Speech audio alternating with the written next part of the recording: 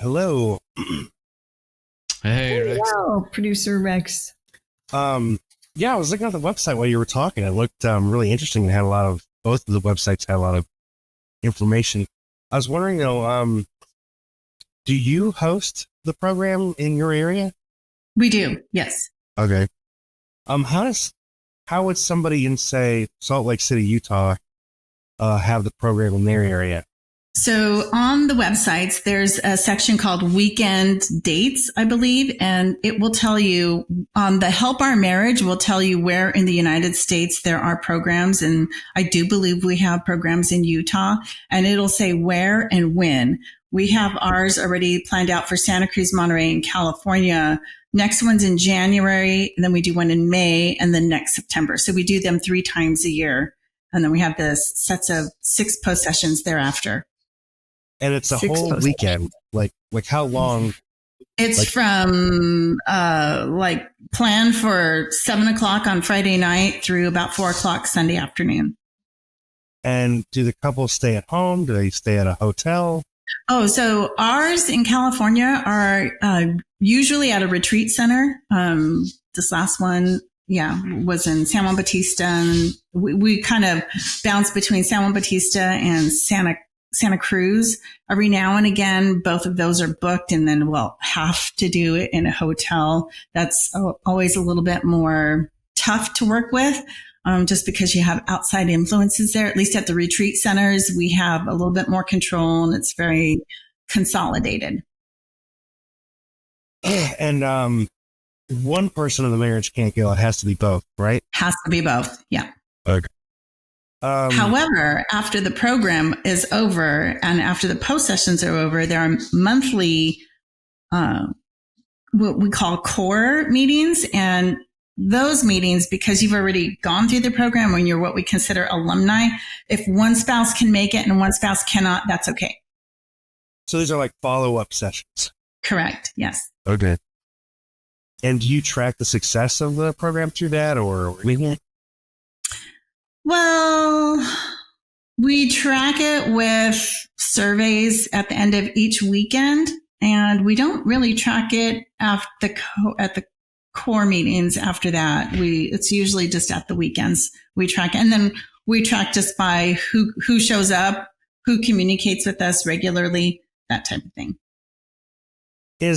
And there's a cost associated with the program, like you have to pay about a certain amount of money to go. There's always a registration fee that is non-refundable, and that fee is going to vary across the board for all the different states and communities that put on the program. And the fees are going to depend on where it's located. So again, that varies also, but no one is ever turned away, ever. It's volunteer run, and it's a nonprofit. So, yeah. Is it, who hosts is the main host the Catholic Church or something else? It just depends what weekend. So in our community, we have 2 Catholic weekends and 1 CMD weekend. So next year, I believe our CMD weekend is the January weekend, and that's where we'll have a pastor and his spouse on the weekend with us. And the other 2 are Catholic. And you said CMD, like Charlie Michael. Christian, non-denominational D. Oh, okay. Christian ministry, something. We just call it CMD. Yeah, perfect. And is there a priest there, or is there just a couple hosting the program the whole time? So we have 3 couples that are the team that do the presenting of their own personal stories, and they have different stages. And there's a priest on. So there will be one couple and the priest doing one presentation, a different couple and the same priest, another presentation, and then the third couple, the same priest doing a different presentation. And there's different rotations throughout the weekend, same priest. So the priest is really up there the whole entire time. Priests and even the pastors have to take their vacation time to do this because it's all volunteer time. We all see the benefit of doing this. I'm sure even some couples might have to, some of the team might have to, depending on what they're doing for work. But yeah. And then, of course, when the pastor is up, it's the pastor and his spouse and then the one team member, and that pastor and spouse are on every single talk. It's just the team couple changes depending on what their stage is to communicate. Is this something that I would share with my parish priest? Oh, absolutely. Yes. We need more people to do that. Absolutely. Yes. Okay. When you took the program, when did you realize, oh my gosh, this works? The second time, not the first time. The first time I wanted my husband fixed and he wanted me fixed. So we were doing this, pointing at each other. And I don't know what that's like at all. Yeah, I know, right? The realization came for us. Some people, like, they get it right out the gate, and we're like, oh, thank God, you're gonna roll right through this in faster time than we did. But it also depends on the hurts too, what the issues are between the couple. So for us, it happened the second time around that it was like, okay, now we're starting to see. What made you want to do it twice? It was so good, you had to do it twice. Yeah, it was so good because we knew something was working, even though we were given the instructions, but we were doing them wrong or out of order or not consistently.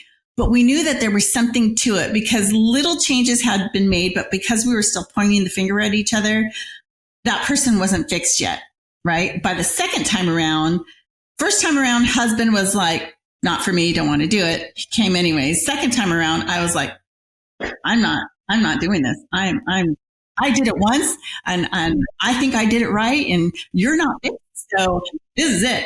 I'm going to get divorced. And at that point he was like, no, let's do this. And so I was like, fine, I will do this to say 100% I did everything. And then I'm going to divorce you. And then I went through it and I really listened and I really paid attention and I really wanted to honestly do all the steps to say I did all the steps, that I really did everything before going to get divorced. And then something changed and then everything changed after that. How long have you guys been married? So we have been married for 36 years. Oh, wow. Isn't that something? Impressive. Yeah. That is something to celebrate, Christina. Yeah. Thank you. Can a person request this program in their location?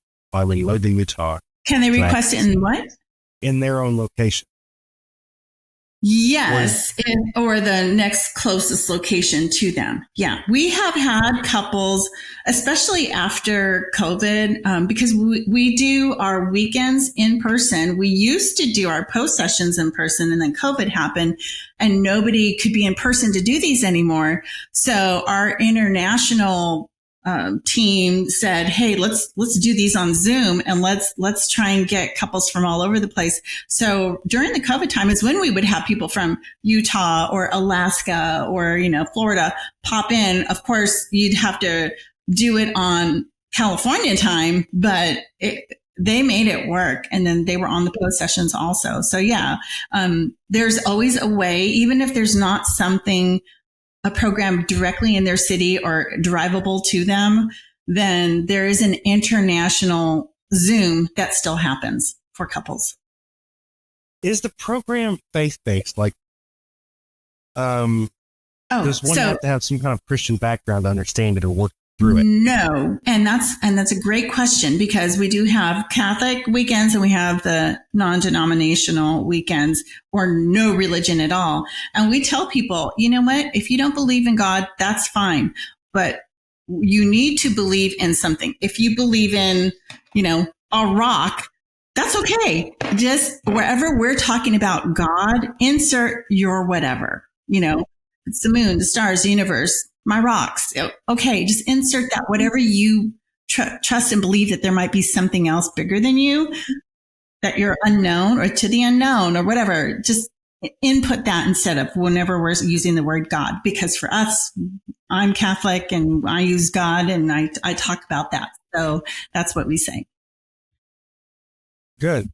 That's incredible. And your children, have they, are any of your kids married? One is engaged and the other is not. Mm-hmm. And is this the something 36-year-old's engaged. Urge them to take after maybe the first year or so of marriage? No, they are open to it, but of course, egos, and we're fine. We don't need this. And it's kind of like I mentioned in the program. If you're just beginning, you think that you can handle it all. And usually it's not until it starts getting really, really rocky that then they'll consider the program. But yeah. They know about it, and they've learned about it. Oh yeah, they know about it. And definitely we've told them, if you ever need to go, like, we will pay for you guys to go, we'll donate on your behalf. That's totally fine. And we won't be the ones to be speaking. Like, we want you to experience this somewhere else, not us involved at all, because, we want them to really experience it. In fact, we had on this last weekend, one of the team members that we generally do the weekends with, one of their children was on the weekend, and we didn't know this was a child of one of the teammates that we know until the very end, which was awesome that we didn't know, because of course we didn't want to give that person special treatment. But once we found out, we're like, oh my gosh, you're so-and-so to so-and-so. And it was just like, they were instant family. Again, that bond. And it makes such a huge difference. Wow. This is all very, intriguing but mysterious at the same time. It is. Yeah. I invite you all to experience a weekend near you. That's part of their right? Is there a reason though why it's very secret? It's not just it's hard to kind of get a little more information. The reason for it is because if I were to outline what we really all do there, people would not want to do it, because what do people not want to do? They don't want to put in the work. And so when you're there, we create an environment for people to do it. They might, you know what it is? It's not that they're mad at us for them doing the work. They're mad at themselves because they don't think they're doing the work the right way. And that's okay. And we tell everybody, you're learning a whole new language right now. This is all brand new. Everyone's learning this all at the same time. Some might be getting it faster than others. That's okay. And if you're not, that's okay too, because this is what we expect. It's brand new. So it's just learning a new tool and just learning the steps. And that's the important part.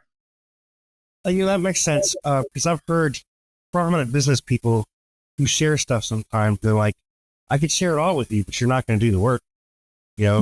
And it's really trying to motivate the people to do the work. It seems to be the hard part. It is. And the motivation can be like one spouse wanting this to work more than the other, and then the other uncovering. My favorite analogy is the artichoke, right? It has so many layers, and you want to get to the heart of it. So you want to get to the heart of the issue, or if one spouse is having issues with the issue, or no, like there's no issue at all, then where is that coming from? And we get into, family of origin and things like that. So there's a lot that gets explained over the weekend. Huh. This sounds very illuminating and self-reflective. Mm-hmm. Very much so. That was the biggest thing for me in my marriage, and I'm intrigued about this course scene more so now. I just had one of those moments early, a couple of years into our marriage, that was just like, oh, maybe it's me. That's not the best picture to look at sometimes, but okay. It's not. It isn't. And so when my husband and I were going through it, all the therapy, so we had never gone through therapy before. And we went to Retrouvaille first, and then we went to therapists after. And then we were kind of hitting it at all different angles, which was wonderful. Our therapist, he wouldn't even look at us or talk to us until we went to this program. We were like, oh, well, we just came off this program. This is how we got your number. He was on a list of people. And so I love that about him and his wife. They're both licensed marriage therapists. They don't do the practice together. They do their separate practices, but they both went to the program. And they said Retrouvaille helps them do their job to help the couple. And it's just incredible. So Oh, that's cool, isn't it? It's very courageous of someone to say, I will see you only after you do that. Right, that's business. Exactly. Yeah. That is true. So courageous in that way, but boy, I can see what a favor to that couple.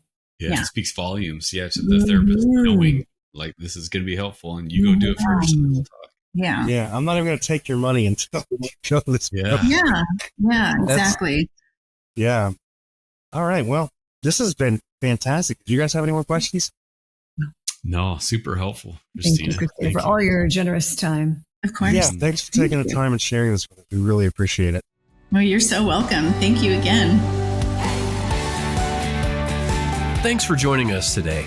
Hey, do us a favor and take a second to subscribe to our podcast and the Utah Marriage Commission YouTube channel at Utah Marriage Commission, where you can watch this and every episode of the show. Be sure to smash the like button, leave a comment, and share this episode with a friend. You can also follow and interact with us on Instagram at Stronger Marriage Life and Facebook at Stronger Marriage. So be sure to share with us which topics you loved or which guests we should have on the show next. If you want even more resources to improve your marriage or relationship connection, visit strongermarriage.org, where you'll find free workshops, e-courses, in-depth webinars, relationship surveys, and more. Each episode of Stronger Marriage Connection is hosted and sponsored by the Utah Marriage Commission at Utah State University. And finally, a big thanks to our producer, Rex Polanis, and the team at Utah State University, and you, our audience. You make this show possible. The opinions, findings, conclusions, and recommendations expressed in this podcast do not necessarily reflect the views of the Utah Marriage Commission.